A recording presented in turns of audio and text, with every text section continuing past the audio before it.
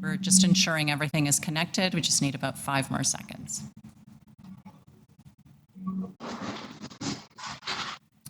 We may get started. Thank you.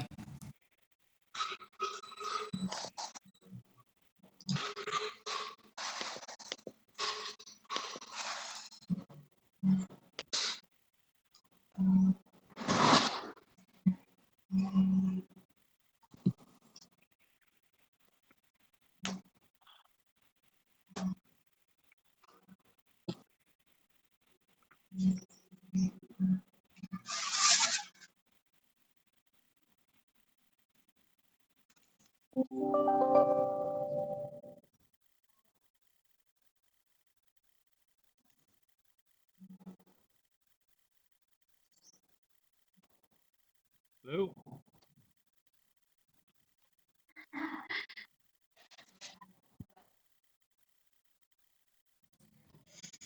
Hello. Councillor Ainsley, we can't hear you in committee room 2 right now. If you could just check your connection there.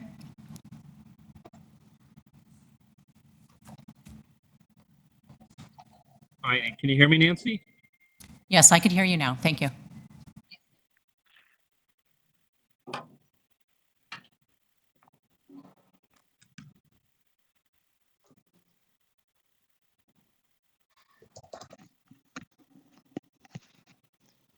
Nancy?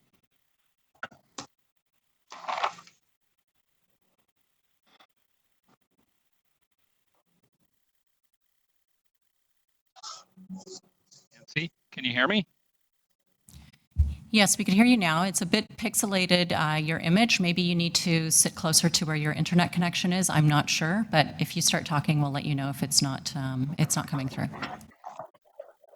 Better?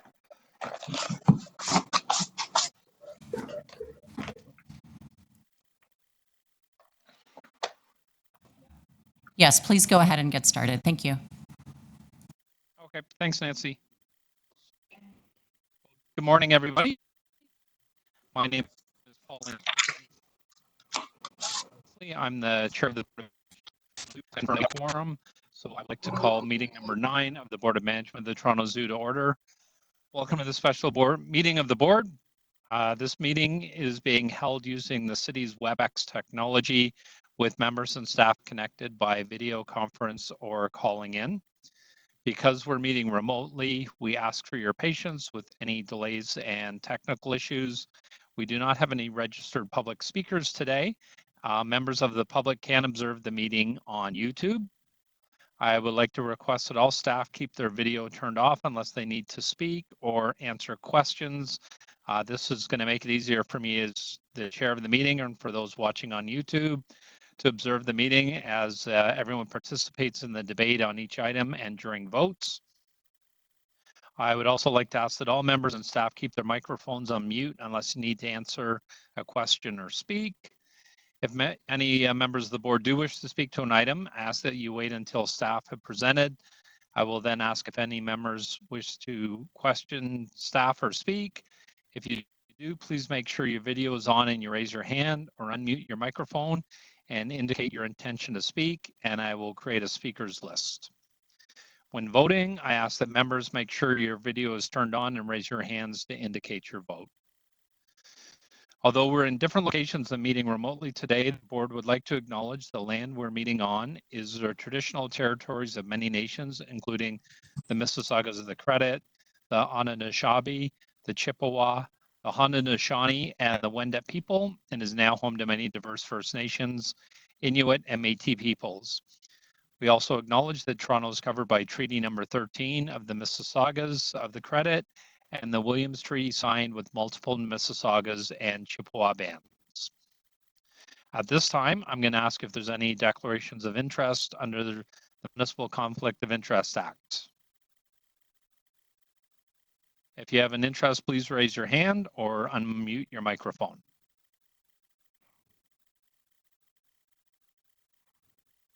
Seeing no declaration of interest, I'm going to proceed with the first item, which is ZB 9.1, enabling remote electronic participation in Toronto Zoo Board meetings during an emergency. This is a report from the city clerk. Members, do you have any questions to staff on this item? If so, if you could please raise your hand or unmute your microphone to let me know.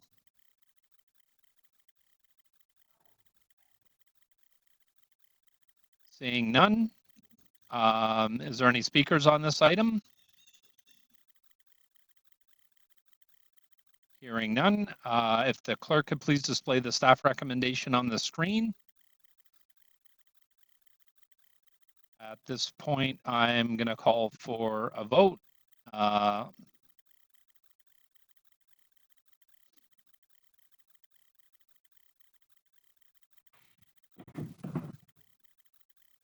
All in favor? Board members could raise your hand if you're in favor. Opposed? Seeing none opposed, that item carries. Item number 2 is our Toronto Zoo COVID-19 update. There's a verbal report from Dolph Zhejiang, our Chief Executive Officer. I'll once again remind staff to only turn on their camera and unmute their microphone while speaking. And Dolph, if you'd like to proceed. Thank you very much. Good morning, everyone, and thank you all for your support. It's certainly been a challenging few months for us all. It's times like this, we get a chance to really take a long, hard look in the mirror and what we're about. And for us, and for me of late, it's been running back to our strategic plan, that document that fortuitously we brought into place the last week of February, actually. And we updated our mission, connecting people, animals, and conservation science to fight extinction, and our strategic priorities, to save wildlife, to ignite the passion of our team, to create wow, to connect with our zoo and our community, and to revitalize zoo technology. And that plan actually has set us up extremely well to deal with the pressures and the thinking required during the COVID-19 pandemic. So I am pleased to share that we are living our mission. In the short term, when you actually walk into our door, you'll see a sign that brings it down to a really simple statement. It talks about our 2 sacred duties and care for our animals no matter what. So the team has been incredible about delivering on that. And we've learned a lot in the past few months about how people love their zoo and the things they're excited about. The arrival of baby longlegs and the Arctic wolf pups has been a welcome reprieve for folks living in quarantine. The Toronto Zoo Wildlife Conservancy Zoo Food for Life campaign to offset the losses from parking to feed our animals, the $100,000 a month it costs, raised over $600,000 and also brought in 10,000 new donors, a huge achievement for this new organization, positioning itself to support us in the long term. We started this conversation today with the reaction and the reception to the drive-through zoo, which, I don't want to be flippant, and I'm grateful for our community for their patience as we literally broke the internet on a few occasions, trying to deal with the volume of people who wanted to come in. And then our broader commitment that you've seen, something we started on well before COVID-19, but has really stretched its legs, and a testament to our team, our digital communications really ramping up. You'll see it through our Facebook Lives as well as our virtual campout.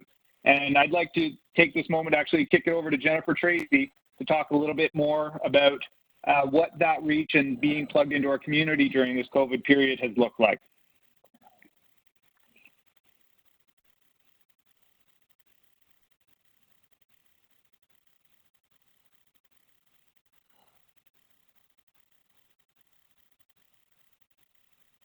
So Jennifer, I see she's got a little exclamation mark, so she's trying to get in.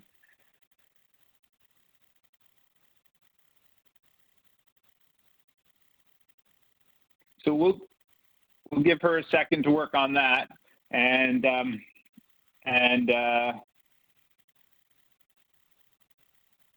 she's just an exclamation mark. I'm not sure.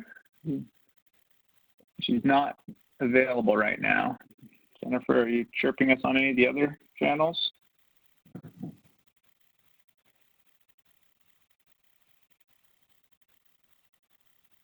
All right, Jennifer, you got a few more seconds and then we're going to move on.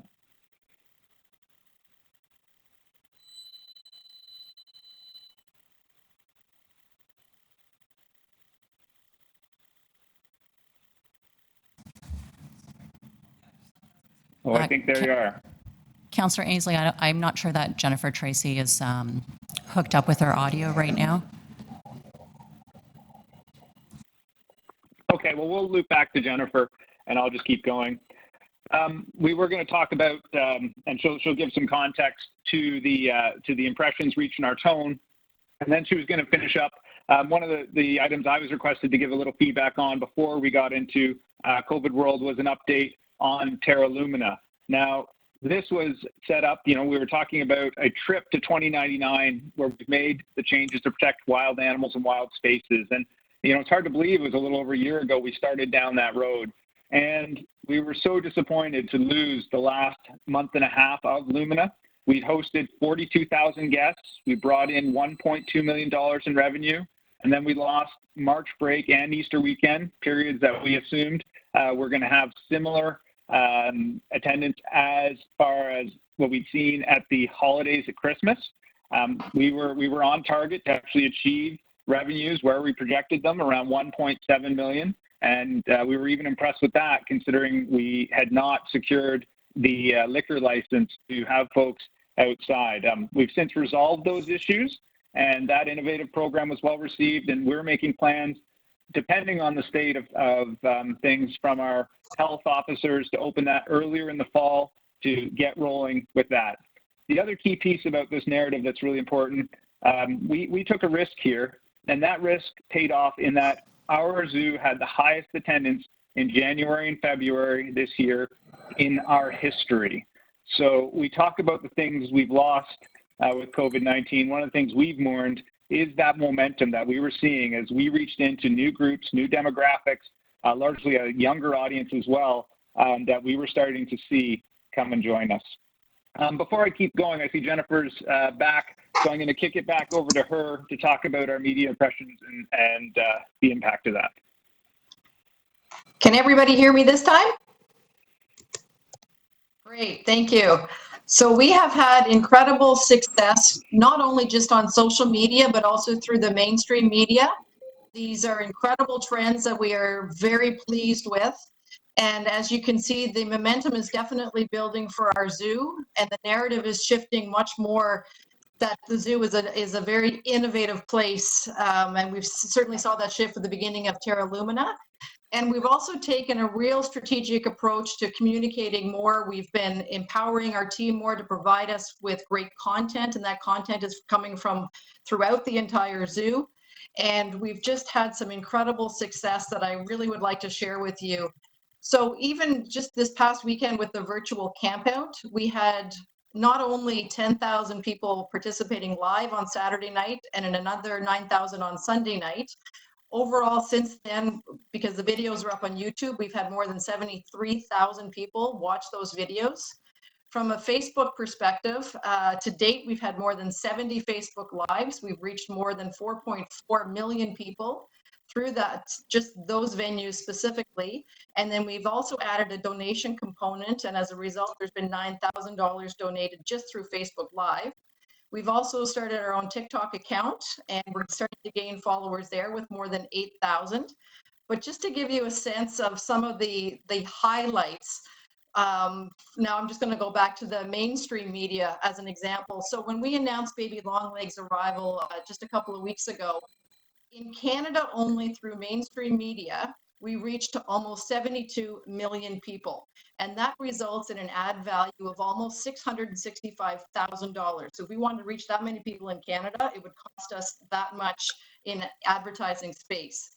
Now, Baby Longlegs was actually upstaged by our very enthusiastic CEO who got excited talking about the drive-through to global national news one day. So what happened with that was, since the scenic drive-through was first discussed, we've reached more than 61 million people. And in the last week alone, that ad value has been over $565,000. And this is an even bigger number. The amount of mainstream media coverage that we've received since the zoo closed on March 13th, since we made that announcement we were closing, we've actually reached well over 900 million people. And that is a value of all the mainstream media since March 13th of over $10 million. So a lot of this mainstream media as well as online social media. Started with Terra Lumina when we launched in December and started to pick up this just amazing following of people. And there's a couple of things that I do want to highlight. For example, we've had a net following growth in Facebook of 14%. We've had an Instagram growth of 20%. Our impressions overall, we've had an increase of 198%. And our engagement has, on Twitter alone, as an example, has increased 949%. The top post, just ranked by engagement, was the announcements of baby Longleg's birth on May 12th. And then that was followed by Ain't No Party Like a Penguin Pool Party back in April. And then we did do a post early on highlighting social distancing from the animal kingdom world. And that was our third highest engagement post. And just to put some of this in context as to how we're compared with other attractions in the Toronto area, we are by far, I'm very proud to say this, we are so far ahead of the other major attractions in the city. So we're at number one with our total engagement right now is about 292,000 likes. To put that into perspective, the AGO, which is number two from an attraction perspective in the city, is at 74,000, followed by the Calgary Zoo at 70,000, Vancouver Aquarium at 40,000, and then the ROM comes in fifth at just under 40,000. And then when we expand this in North America to our other competitors in the zoo and aquarium world, we are only behind the Cincinnati Zoo and the San Diego Zoo in terms of our engagement and our impressions on social media. So extremely happy with the incredible work that the team has done over the last couple of months in terms of curating amazing content, getting information out there. We are, we're a 7-day-a-week operation, so it does take a lot of people to make this happen.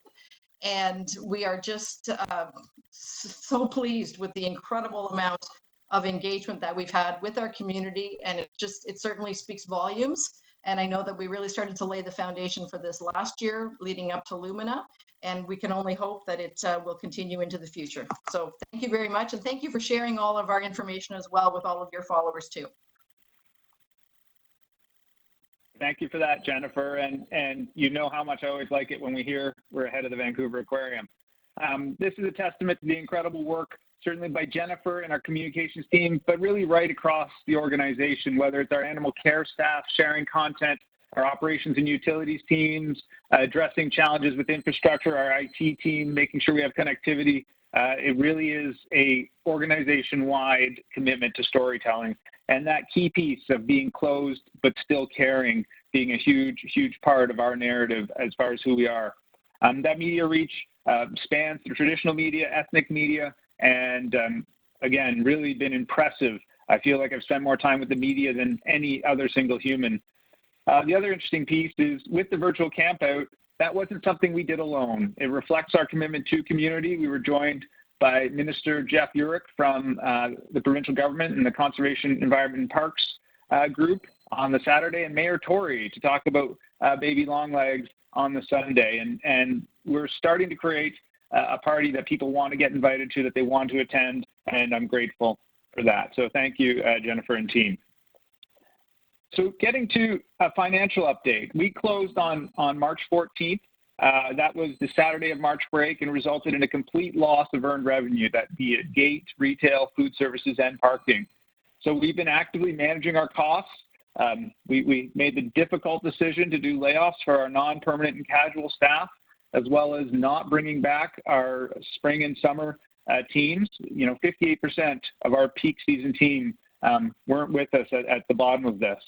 We also worked really closely with our partners in the union and had a 12.5% salary and time reduction for all staff that was in place until we received the federal job subsidy, which covered the 75% up to the $58,000 annual salary limit.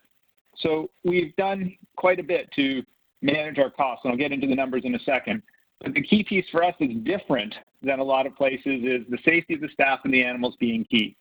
We needed to have multiple teams. We needed to have them isolated as we worked to understand what COVID-19 meant. And no matter what, we needed to have enough people with the right keys to be able to care for all the animals.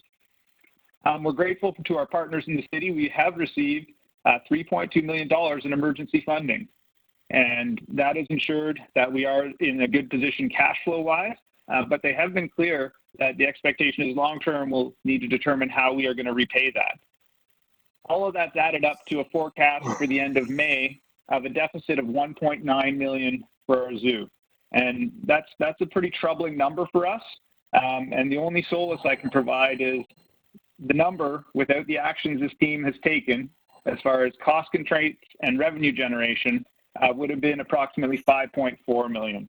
So our team has certainly been very diligent about doing the best we can. And again, our pandemic base is very different than a site that can just close the doors and send everybody home. We have a different set of variables. As far as our revenues, we've already received checks for around $1 million from the federal subsidy.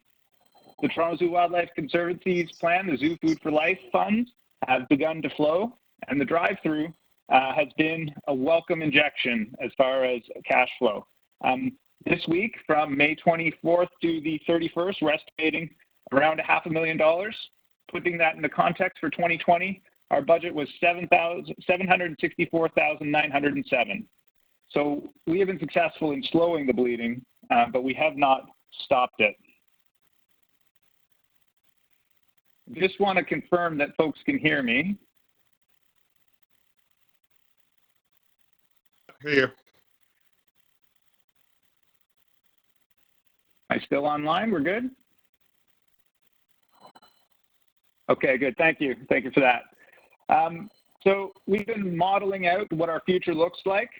If we can maintain about 73% of our budgeted revenue and continue with the wage subsidy, with the right weather, we believe for the remainder of the year, we may not need significant additional help from our city partners.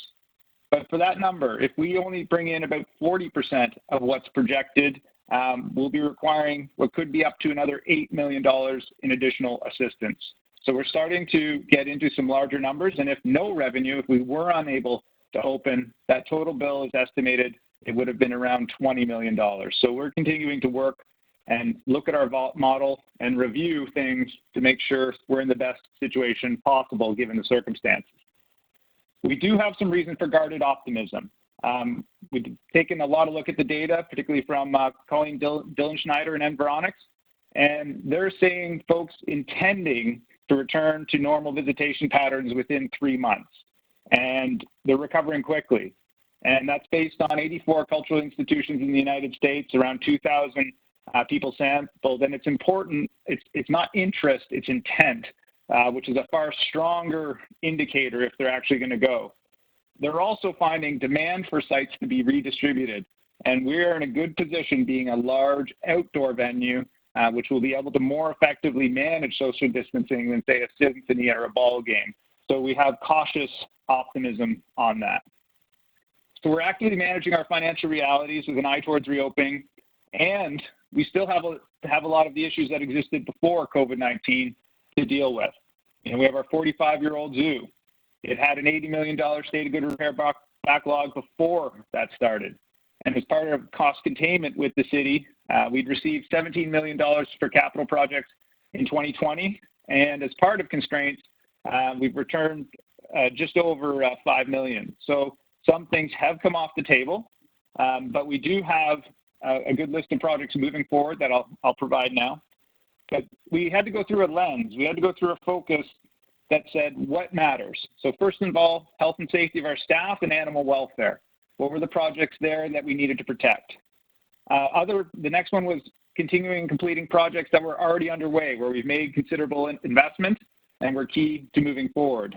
And then the last piece is about being ready to innovate, pivot, and attract attention and investment, is having shovel-ready and shovel-worthy projects in the event other level of government come through with funding.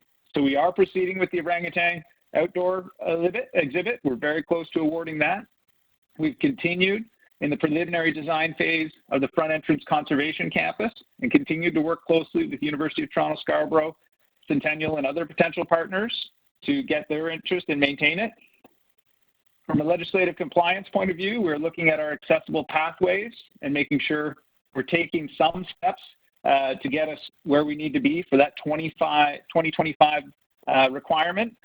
We've spent a considerable amount of time and money on fire systems upgrades. This has been a long-standing challenge internally that our team has done a phenomenal job addressing once it was identified, the kind of thing that I think we've taken for granted traditionally, but has been identified and fixed. Backup power for African rainforest, making sure we can care for those animals no matter what.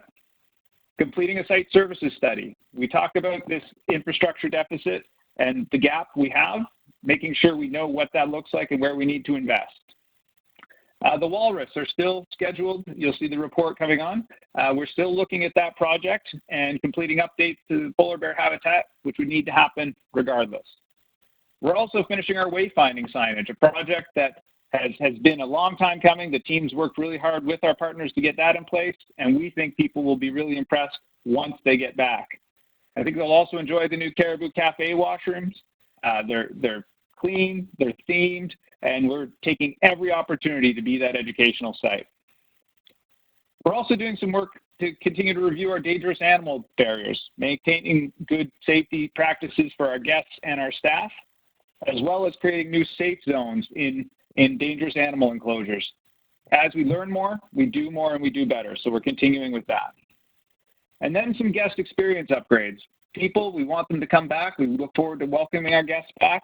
And we've received a lot of feedback in my brief time here, and some projects like connecting the Mayan temple to the tundra, removing a dead end at Amber Tigers. That's a legacy of the time the pandas are with us. Activating the area beside the education building. So if you go to your right, you have an early animal encounter experience sooner than later. And also a last project, putting in some additional protection for our reindeer as we see more ticks, to make sure that they have that extra buffer for security. So it's an exciting mix as we look to continue to move forward, to reinvent our zoo for our guests while meet our legislative compliance needs. And this list, I think I have to be pretty candid. I might come back. It may evolve as we develop new opportunities and alternate operating models, such as the drive-through zoo. I think when we talked in February, that wasn't on the radar, and our team did a great job making that work in a very cost-effective way. But the COVID-19 world requires us to keep looking at how we're organized and how we're operating. So we are asking those tough questions. Do we have our team set up to meet the guest needs in the post-COVID world? We're very pleased with our union partners and how they've worked with us through the pandemic, including the support of the 12.5 pay cut and time cut rather than laying off permanent staff. I'm grateful for their support and that we've all chosen to live the One Toronto Zoo philosophy and be in it together.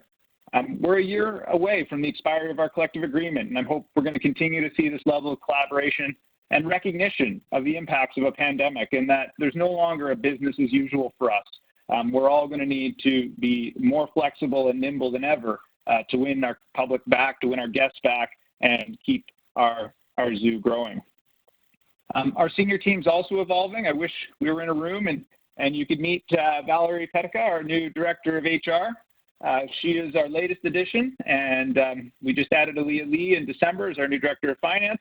And our senior team and their perspectives continue to change. Later today, we're going to thank Lance Alexander for his service over the past few years as we go and we start figuring out what our team will look like 3 years, 5 years, and 10 years down the road. And we'll continue to review and look at organizational design and personnel to make sure we can be as successful as possible in the pandemic framework. So COVID-19 really has had us dig deeper into technology far sooner than we wanted or planned. I wouldn't say wanted in hindsight. We purchased and deployed 41 laptops for staff to work from home. We put in Microsoft Teams so we could effectively communicate and collaborate. We've been using that for weekly town halls for staff to again, make sure they know what's happening. They have an opportunity to ask questions, and we can live the philosophies that we talked about in our strategic plan. We've also seen that technology manifest itself with our Facebook Lives, with those virtual campfires, with the monitoring equipment for the baby animal birth, and we still have a long way to go, but we have taken some great steps, and I applaud our technology team to do that. And that's actually one of the changes we made. We changed the name of that group from the from the computer and telecommunication service team to the technology team to reflect life in 2020. It's not really about phones anymore. We've also had to constrain our capital spend on technology a little.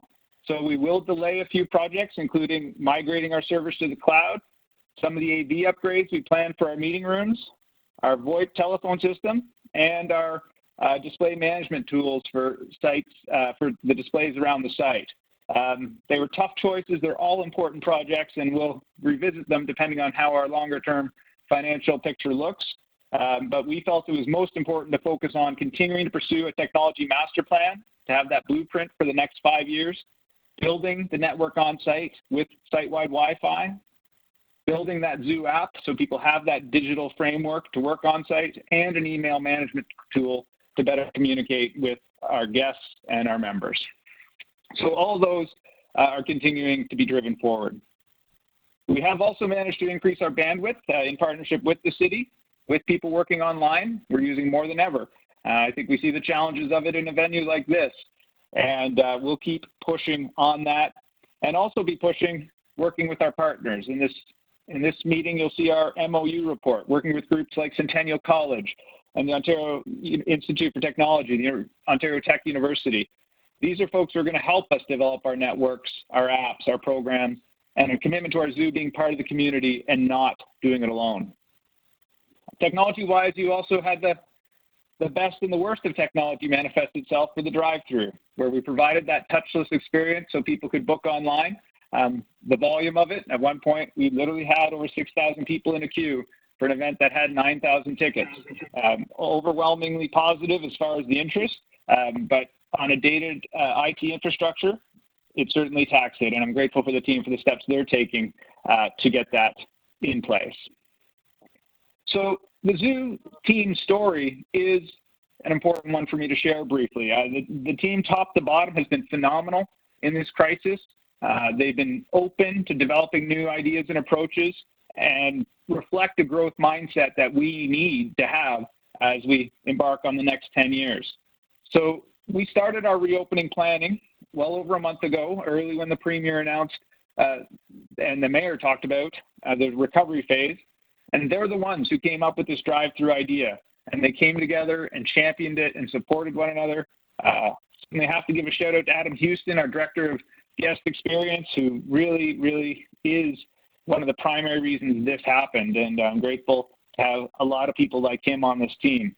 So that drive-through model we're going to keep in place until we actually get some indications that it's safe to open at the next level.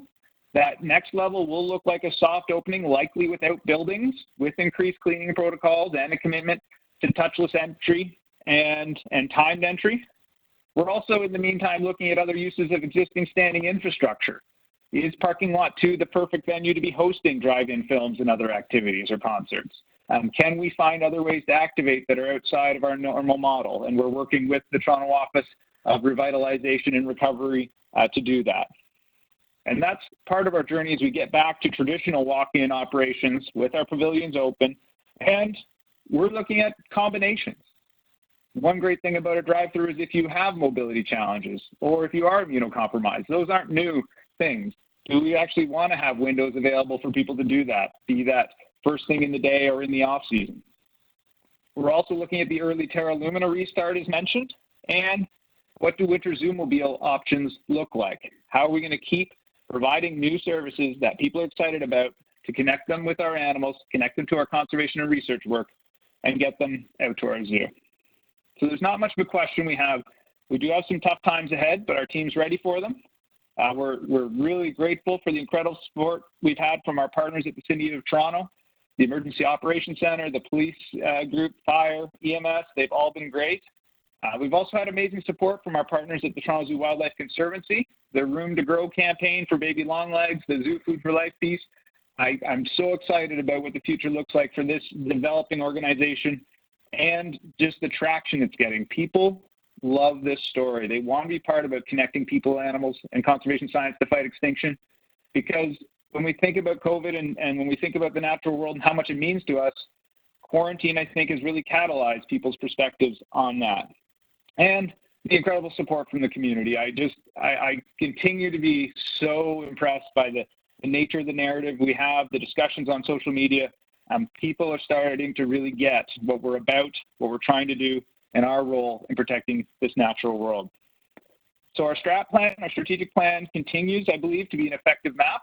We're going to keep digging into it to make sure that it's going to hold and be current in our COVID-19 world. But I believe our 5 key elements that we highlighted: saving wildlife, igniting the passion, that's our volunteers, our team, creating the wow, people, whether they meet us online or in person, really have that wow experience, our community in our zoo, and revolutionizing zoo technology are going to be key anchor points for us for the near future. The key piece is the pace that we're going to pursue them has changed dramatically. So we're committed to connecting people, animals, and conservation science to fight extinction, and we continue to be excited about the growth of our zoo. And again, thank you to the team that's on the phone with me and their staff. We're in a decent position. I don't think it's quite where we wanted to be. We're certainly mourning, like many, the loss of the momentum that we had at the start of the year, but they've pivoted and done some incredible things, and they've all subscribed to this idea that we won't let this time go to waste. And we hope you're pleased with what you've seen from them thus far. Mr. Chair, that's my report. All right. Thank you. Thank you, Dolph. I really appreciate your report, and Jennifer as well, for all the comprehensive report and the information. Is there any questions of staff by board members? Councillor McKelvey, Jennifer, I saw your hand first. Thank you, Mr. Chair. Firstly, huge congratulations, especially for the growth that you've had on social media and the success of the drive-through. So I'm just wondering, will we be getting your financials in a written report so that we can kind of look at it and review that?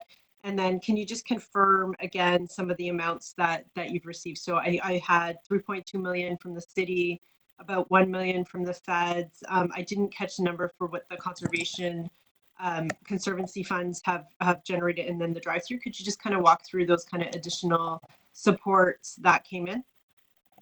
Yes, and our plan, we're going to be setting up a finance committee meeting, and we'll be bringing a finance report to the following board meeting when we have that.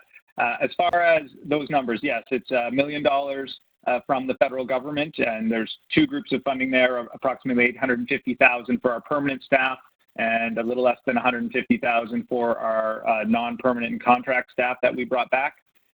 With regard to the city, yes, it is 3.2 million in emergency funding we've received to date. The revenue from the scenic safari is around 560,000 up until May 31st, including concessions. And the last one, the Zoo Food for Life campaign, the model for that was to offset invoices that we received. So I'll have to confirm how much of that has flowed, but it would be up to $100,000 a month, depending on how much we spend on food. One of the great spin-offs is the great work the Wildlife Conservancy has done has resulted in us also receiving a lot of donations of food, particularly from the restaurant sector, where their demand has gone way down. So in that case, our costs have also gone down a little when we can actually get donations of the product. So we'll have to get that information for you, Councillor. And then the 3.2 million from the city, how is that earmarked, or what were the conditions associated with that? So the city has been incredibly proactive, and our team has worked really closely with them. And what happened was essentially we mapped out a plan to make sure we have the right amount of cash flow in place. And there's a key piece at the end of the agreement that said, you need to be aware that we will be looking to get this funding back. You know better than I do that the city cannot run a deficit. So this has been one of the provisions they put in place. Aaliyah's on the line. I don't know if you want to elaborate on that at all, Aaliyah.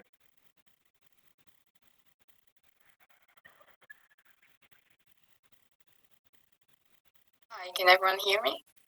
Yes. Right. So in terms of just going back to earlier, the question on Zoo Food for Life, we have so far incurred about $251,000 of zoo food, and that would be the reimbursement that we can get from that campaign. And in terms of the city's support, the city has committed to continue to help us to maintain our financial situation, and we have been providing them with cash flow reports and as well as a weekly updates on our financial status and the losses and the savings that we got over time. And right now, so far, we have received $3.2 million of support, and we are expecting the next round of the funding to be coming in around June. We also know that the city has committed to maintain our financial situation at around $1 million of positive cash flow. So that is the commitment that we have heard so far. Okay, and then my last question is for the drive-through. Hugely successful, loved it. But I have received comments from several people about like an equity lens, that it's just for the people that can afford a car. And I know we have social distancing, and so it is kind of the best you can do, but can you maybe speak to how equity could be a lens in the restart plans, maybe just to kind of help, especially recognizing that, you know, many groups are being excluded right now, and how can you factor that in to your reopening? Yeah, we really wrestled with this, Councillor, starting with the price point. You know, where do you come in a scenario where it's clear the market would have bared a higher price? We didn't feel that was appropriate. You know, we look forward to hosting guests again on foot as soon as reasonably possible, and that's a key part of our operating model. This is a whole new piece, and I actually have a call tomorrow with a vehicle share organization to see if that kind of option can be in place as well for people to be able to use that, to be able to access the experience. Yeah, we really wrestled with the fact that it doesn't host bicycles. Folks who don't have cars aren't eligible. This is one of those times where the physical distancing and the safety piece was the dominant driver, and we'll be taking a long, hard look to make sure all of our community can find a way back in as soon as safe to do so. Okay, thank you. And yeah, as that evolves, if you could let us know, it'd be nice for us to let stakeholders know that those options are, that it's on your mind and something you're thinking about. So thank you for that and all the great work that you've all done during these challenging times. Yes, and that call is it's someone we all know from Scarborough. It's with Santa tomorrow and the Scarborough-based car share. So again, both a local component and a group that we really want to make sure we're supporting with our nearby neighborhood. Okay, thank you, Jennifer. Other questions of staff on this item? Cynthia? Thank you, Mr. Chair. Very nice report, Dolph. Congratulations on keeping up how the SLU is being operated during this difficult time. And I really would like to express my sincere thanks to your team, and everybody's doing a good job. And especially, I'm very, very happy to hear about your social media success. And I've seen Jennifer, you know, you're so happy, and I can feel it and I can sense it, you know, from even virtually. And I just want to have a question about your social media. I'm just wondering whether you have considered any other social media other than the mainstream. I think just put it into perspective. I only know about the Chinese. You know, there's a WeChat social media, and we have 1.2 billion users in the world and 2 million in Canada of the WeChat user. And I'm just wondering whether you have any plans or whether you are engaging in that social media. Yeah, Jennifer, do you want to start? You're muted. Can you hear me now? There. Hi, Councillor. Yes, it is actually something that we have been looking at in terms of establishing our own account on there. There's, I would have to double check, but I think they've hit a couple of roadblocks with some parameters. So if it's possible, maybe you and I could connect after the board meeting or at some other time to see if you might be able to facilitate that for us. Yeah, Jason from my office would be more than happy to help. And you need to have some translations. And if we can actually receive some of your key messages or whatever, actually we did it on our own, when the scenic safari came out, and we have very, very good. We wrote a couple of articles in Chinese, and we posted it in the social media in our groups, and it's being very, very well received. And even people asking how they're going to buy tickets, and all the information is in that article. So basically, I think it's very important because we do have 2 million users of this social media in Canada, I think, and the 1.2 billion in the world. So I think Toronto being an international zoo, I think it would be a very good way to promote ourselves. And especially there's a lot of international students that are in Toronto, and we can actually tap into that. And I'll be more than happy to make this happen and help you on that one. And speaking of this, another question I have for you is about our website. As a result of the social media, people are asking how to buy tickets. And I've spoken about this on council regarding different languages on the city website, and they've improved. I think they've used Google Translate for the COVID-19 information, and actually it worked. Even better than nothing, right? It's not really perfect, but I think if you wanted to tap into that market, we should actually look into having some language icon or whatever on our website, to buy tickets, so people can, they know how to communicate and how to get tickets. So would that be something that staff would be able to pursue? I can have them look into that to see what our options are with our current website. I think the City of Toronto has done very well on the COVID-19 website, and just a plain translation. So basically you can only, I think at this point in time, you can just translate maybe how to buy ticket in Chinese, whatever, people hit the button and then they just fill in the information and they'll get the tickets. And very, very good job. And also on the equity lens about Councillor McKelvey was saying, I heard her mention about the bikes. We have bikes. Maybe you can go build on that idea of having people that can ride a bike in there. I don't know whether it's something that maybe you wanted to consider. Thank you, Councillor. We've actually piloted with a group of students out of University of Toronto Scarborough scooters, and historically they've looked at segways.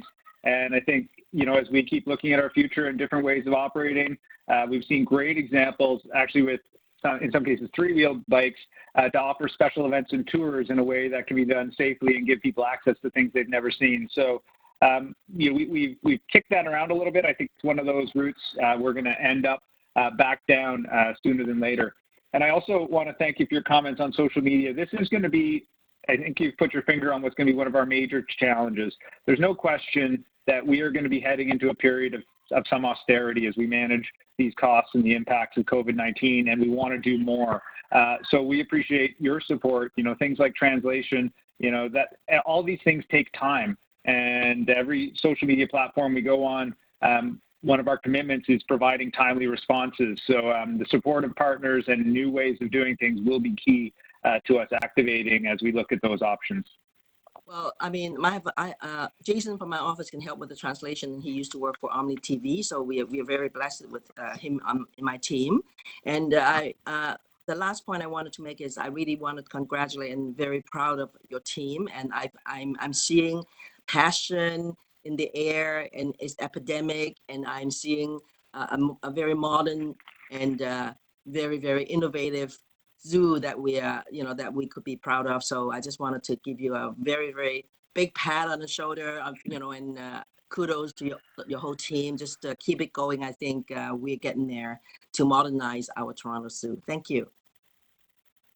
And thank you so much for that. And the team is, they inspire me every day. These folks, I say they don't answer the bell, they ring it, and they've really leaned into this crisis and again, accepted it for what it is and said, we're not going to let this go to waste. And they see a future for our zoo that's really bright. And thank you to all of you for your support in that, because there's been risk along the way. And I think we've done a great job managing it, and re-entering the discussion in our city is one of the places people want to be part of. Way to go. Thank Thank you, you, Mr. Chair. Cynthia. Thank you. Other questions of staff by anyone? Seeing none, did anybody wish to speak on this item?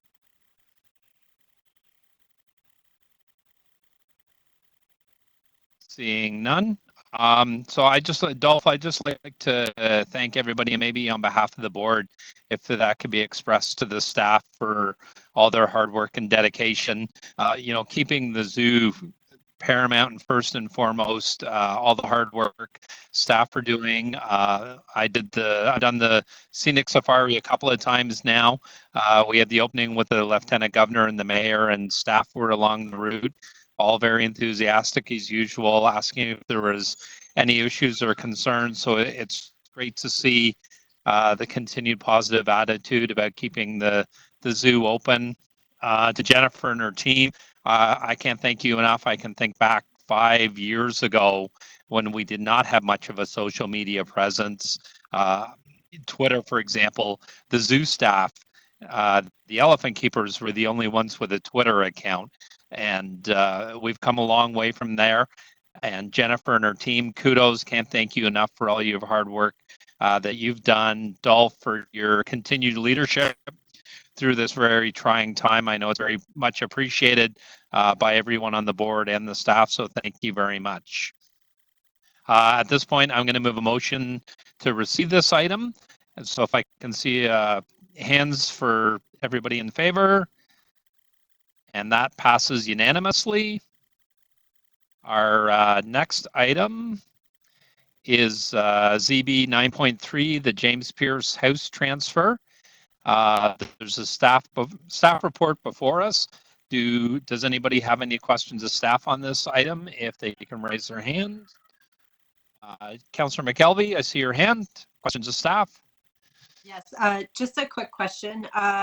So firstly, I remember Pearse House when it got moved back when I was in high school, and I was volunteering with Lois James, and it was a project at first. So I'm very happy that it is where it is.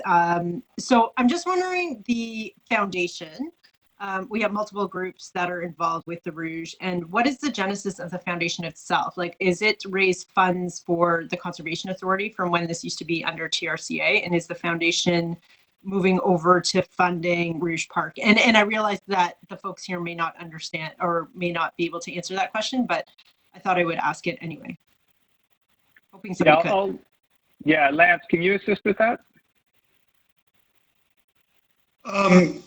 Yeah, perhaps. My understanding is their programming will stay exactly the same as it is now, and I suspect that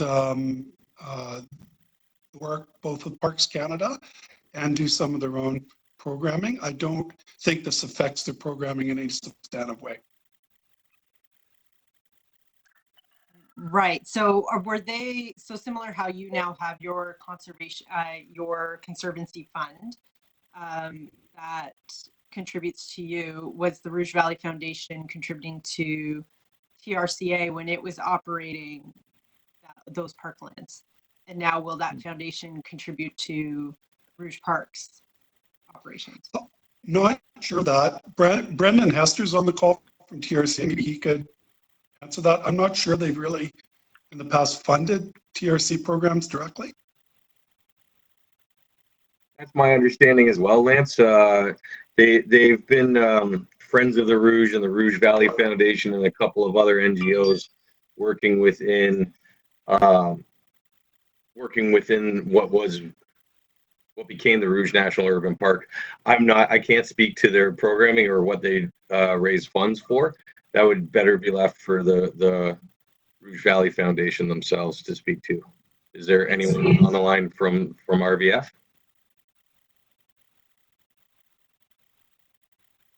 Dolph, So just taking a look at their website, it's unclear to me as far as their drivers. Their mandate talks about center focusing on environmental restoration, monitoring and research, and offers interpretive and educational programs for the general public, school, and community groups. And it's the home for volunteer group citizen science. It doesn't talk about the destination for funding in the website. Okay, and then how are you involved in this transfer of the house? Because it's not, is it just because the house was on zoo land and the zoo land has transferred over, but like you didn't actually have ownership of the house? I'm going to go to Lance again, please. Yeah, so, yeah, it's kind of it's a bit of an awkward thing. They are actually on their, on TRCA land, and that land, because it's in parking lot 4, is being transferred to Parks Canada for the Welcome Center. So it necessitated, dealing with that. That's why we put the report forward. But to Jennifer, to Councilor McKelvey's question, Lance, we're the owners of the city's the owner of the home as it stands right now. Yes, we have carriage of it's our asset. The reason it has to go to City Council for approval is because technically the city owns all our assets. So you, okay. And then, but you've never used it or owned it or anything. So I'm just wondering why it's coming to the zoo board and not just City Council. I believe that's a governance question of, we need your approval as a board to say, okay, the zoo is okay with us divesting this. The city has given it to us essentially in trust, and then the city will say, okay, the zoo doesn't need it. These folks do. It's moving as per the agreement with TRCA and Parks Canada. We're all very comfortable with that. Okay, thank you. And I know that tripartite agreements are tricky and complicated, so thank you for all your hard work on it. Thanks, Jennifer. Other questions of staff on this item?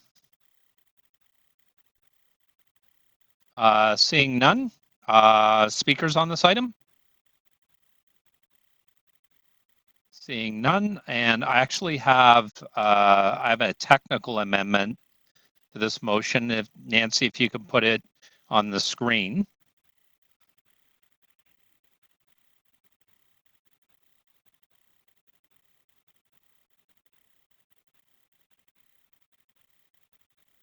So this is a technical motion I've been asked to move. It's more or less just to clean it up and make sure we everything done properly.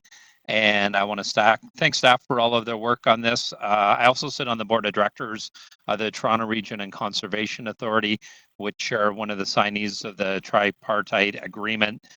This has been a long road to get this done, and it will continue to help the zoo manage the resources that we have and be successful for our future.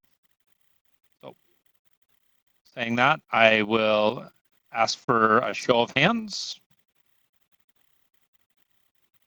All in favor? Carried. Item as amended. All in favor? I need hands up again. And that carries. Item passes. We are, sorry, I have to scroll. Item number 4, ZB 9.4, which is the polar bear exhibit modifications for the Walrus.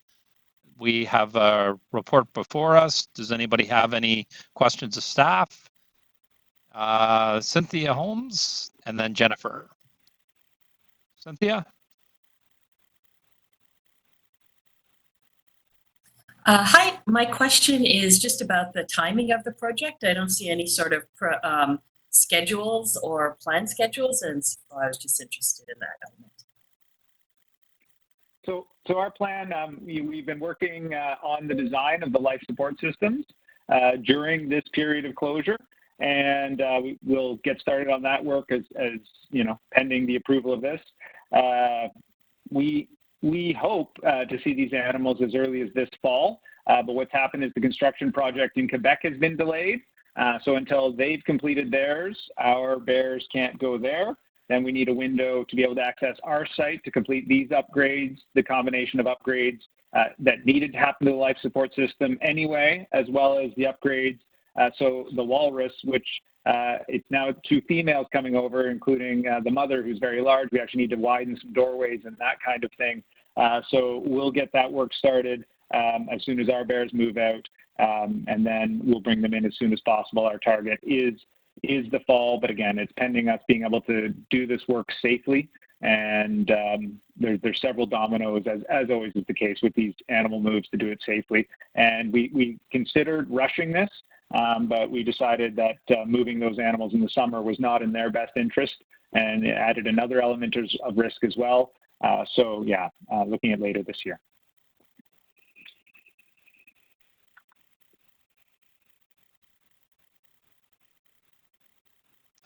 Sorry, is that it? Sorry, Cynthia, you're good? Councillor McKelvey, questions of staff? Thank you. So you answered part of that. That was, is Quebec facing any delays because of COVID-19? So they're on track? No, no, they've been significantly delayed in this project. As you know, we were talking about this almost a year ago. So they've had some pretty significant delays and are working diligently to get this in place. But we need them to complete their project before we can get going on ours, because quite frankly, we need all of our habitats for the animals, so we can't close one off to begin construction at this time. We can start preliminary work on life support systems because that's in a separate room. So we're getting as far ahead of that as possible. And then we can certainly inform the board once we have a date as far as Quebec being completed and our bears having a moving schedule in place. So that means, just walking through logistics, your bears go out and then you do the renos and then the walrus come in? That's how it's stepped? Correct. Yeah, we'll start with some of the life support material beforehand, but as far as the physical changes to the habitat, that won't happen until the bears move out. And then these upgrades, because I think this is a very fair point, these upgrades have to happen anyway for the polar bear habitat, right? So what's the differential? What's the walrus cost versus just the polar bear cost anyway? Yeah, I'll defer that to Leona in a minute, but the life support system is still using it's a fibrous filter media.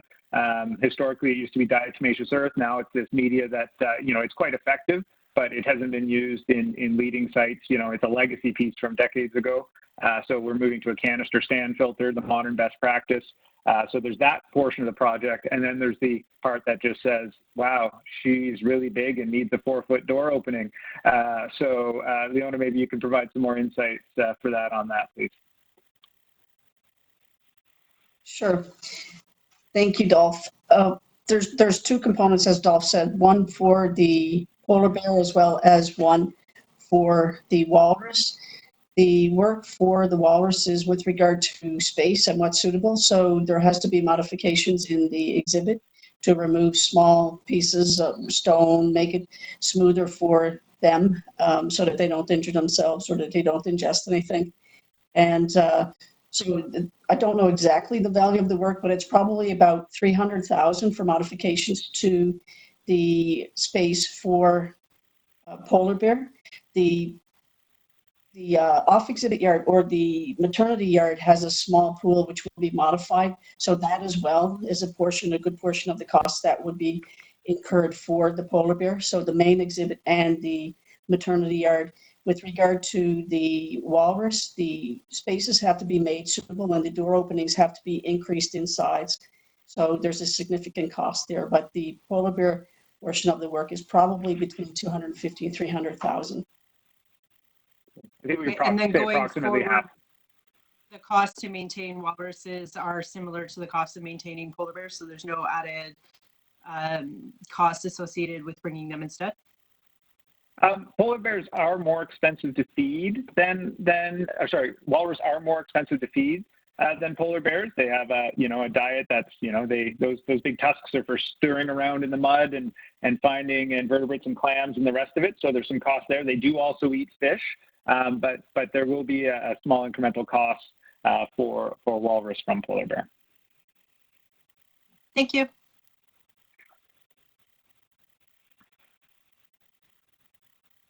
Thank you, Jennifer. Councillor Lai, questions of staff? Thank you, Mr. Chair.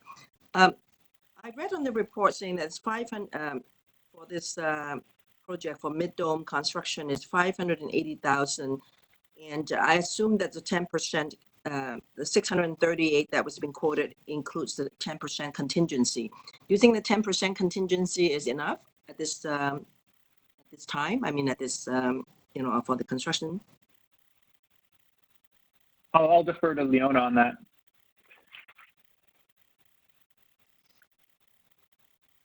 this point in time, we do believe the 10% is adequate. Okay, the another question I have is would you in the agreement for accountability, do you have you incorporated something about the penalty for the delay on construction in the agreement? Because sometimes if they're delayed, they should be responsible for it. And I think just a question whether there is a penalty for delaying construction in the agreement. Yes, there is. There is this clause in the agreement about Yes. what kind of penalty? Is it monetary or? It's monetary. Okay, good. And Mid-Dome Construction, have they ever done any job for the zoo before? No, they have not, but we have done reference checks for them and determined that they've done numerous jobs with the city.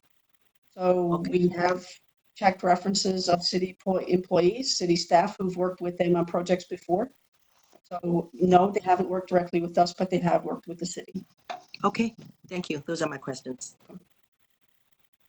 Thank you, Councillor Lai. Other questions of staff on this item by anyone?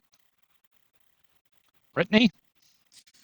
Hi, this one will be pretty quick, just following up to what Cynthia said. Curious from a contract perspective, have we put something for like a COVID rider or force majeure, beefing up that section just with COVID and some of the delays that not only Quebec is experiencing, but, we're experiencing as well, if timelines are going to be kind of fluid. Just wondering if we've done the proper protection on that front. The contract is not finalized yet, so we're in the process of finalizing the contract, and that was dependent on the meeting today and the approval of this award. So once we have approval here, then we will finalize the contract, but yes, we will need to consider items like that in the contract. It's not something that's in the standard contract, but we will have to modify to suit. Okay, great, thank you. Welcome. Thanks, Brittany. Other questions of staff on the item by board members? Seeing none, did anybody wish to speak to this item? Seeing none, would somebody like to move the recommendations in the report? Councillor Lai, seconded by Claudia. All in favor?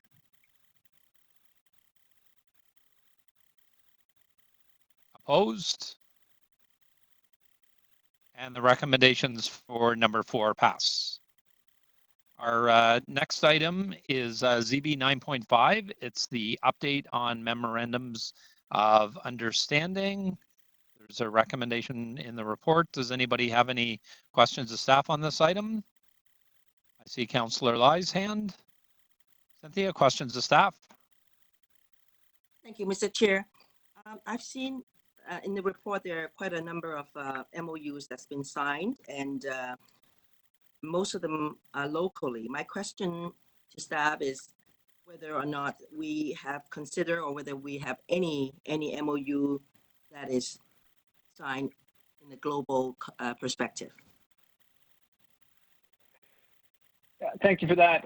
We are starting to do more work on that. Our team has been active with IUCN, a key player as far as wildlife conservation for quite some time, and we have a lot of existing relationships with them, through the legislative framework, but also through being an accredited zoo. And we will be looking further afield. I have to confess, we've been very focused on concentric circles, starting with our immediate neighbors in our community. We feel for too long we've been a zoo that's in Toronto and a zoo that's in Scarborough, as opposed to a zoo that's part of Scarborough and part of Toronto. And you'll see us keep expanding those and providing more updates. We still have a lot of work to do in our backyard. We've been working a lot and closely with groups like Wood Green and Storefront surrounding accessibility and connecting to new Canadians, as well as other agencies like Canada Lands Corp with a national perspective that we hope to also be signing MOUs at. And then ultimately, if we are going to be the world-class zoo with the profile we aspire to have, we're going to need more of those relationships like you're suggesting, and you'll start seeing those come to play. Thank you. Thank you, Cynthia. Other questions of staff on this item by anyone? Councillor McKelvey? Jennifer? I'm the only one with questions. I have too many questions today. So 2 questions. So the first is, what do you think will be involved in the MOU with PFNR, the City Parks, Forestry and Recreation? Well, I think, I find it hard to talk about the good parts of COVID, but, one of the things that's happened is we've had the opportunity to work far more closely with the city.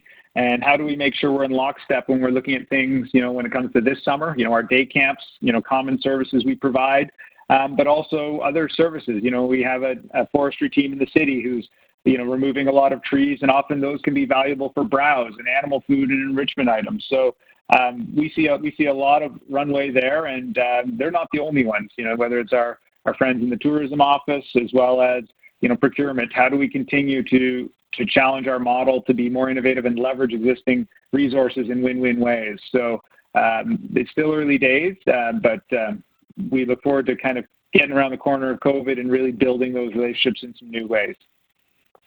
And then on a follow-up, the description of the MOUs and the report that we have before us, it says kind of what they entail or they cover.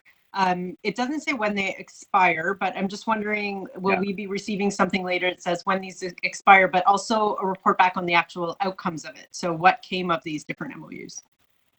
Fair point. Yeah, most of them are 3 years, a few are 5, and you've kind of hit the nail on the head as far as why we have them. The ability to write out these relationships, and then for us as a team to put names behind them as far as accountability is key. So we can build that into our tactics and our planning, our work planning annually. So we can, I think that's a pretty easy spreadsheet for us to put together with, the key outcomes, who carries, and the duration, and, putting the systems in place to make sure we're doing everything we can. And some of them have been wonderful even during the pandemic, as far as, our friends at Canadian Geographic have been amplifying our pieces, particularly on social media, to the support from Centennial College, talking about how we add that digital layer to some of our displays, to Ontario Tech, and how they can work with us and without violating our collective agreement, work with students to look at our network approach and how to do that better. And we can learn from them and vice versa, and build people's connection and affinity for the zoo. So we can definitely come up with a way to report out on that. Okay, thank you. And thank you, Mr. Chair. I have no more questions for today's meeting. Thanks, Jennifer. Other questions of staff on this item? Seeing none, speakers on this item? Somebody like Councillor Lai, would you like to move the recommendations?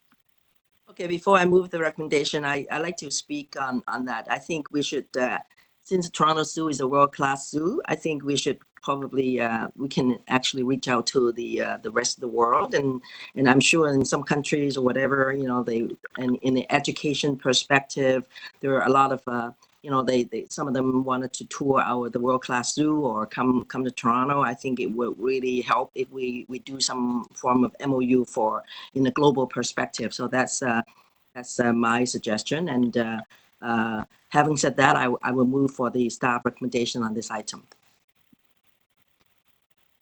Okay. Thank you, Councillor Lai. Any other speakers on this item? Seeing none, we have the, I need a seconder. Claudia, all in favor of the recommendations before us? Opposed? And that carries. And before we end the meeting, we would like to acknowledge Lance's retirement. And from the board, I would just like to say it's my distinct pleasure today to recognize Lance Alexander for his outstanding dedication and commitment to the Toronto Zoo. Lance was hired in 2015 as the Toronto Zoo's Director of Corporate Projects, a position he held until 2018, when he was appointed to Senior Director of Corporate Projects and Human Resources.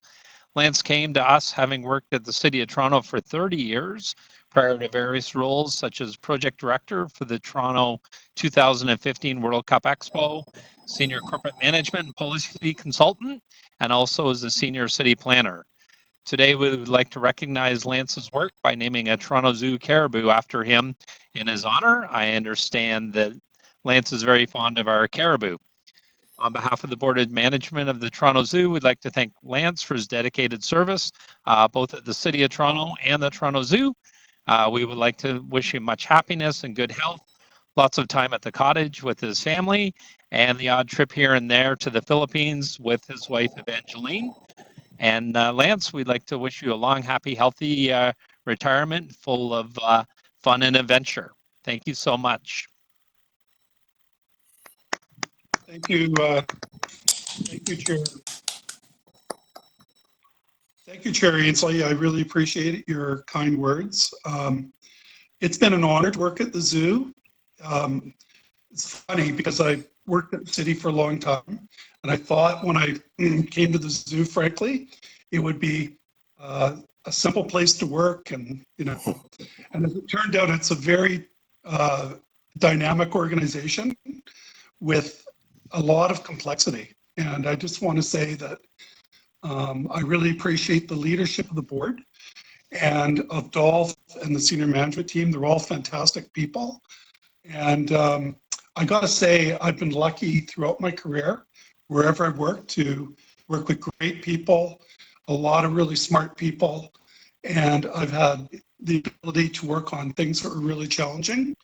And you know what, in life, you can't really ask for more than that. Thank you so much, Dolph. Sorry, Lance. I'm looking at Dolph's picture. Dolph, did you want to say anything? Just Lance, thank you for your work over the past few years and helping me settle into this wonderful dynamic place. I appreciate your candor in our chats, and I know you're going to enjoy your time out in the county. So we still got a bit more time to make the most of the last month. So yeah, I'll see you online soon. Okay, thank you, Dolph. And I think that brings us to the end of our meeting. Once again, Dolph, on behalf of the board, I just want to thank yourself and your leadership team and all of the zoo employees for all their hard work and dedication during this difficult time. As was mentioned earlier, we were on an upswing there, January and February having one of the highest attendance rates for that period, which I know has been a bone of contention for many years, trying to figure out how to get the attendance up at the zoo, and we're doing very well at that. But I also want to thank yourself and your team for the Lumina light exhibit and the scenic safari, and I think that's working very well. I think almost crashing the internet on Friday speaks very highly of how much the zoo's appreciated, not only in Toronto, but the greater Toronto area. And on behalf of the board, please extend a huge thank you to everybody for their continued work and dedication. Thank you. I certainly will pass that on. Thank you. And I need a motion to adjourn the meeting. Paul Young, seconded by Councillor Lai. All in favor? It's carried unanimously. I want to thank everybody for attending the meeting today, and enjoy the sunshine, and I hope all of you and your families stay safe and well. Thank you very much. Thank you. Thank you, Mr. Chair. Thank you. Thank you. Stay well, everybody. Bye, everybody.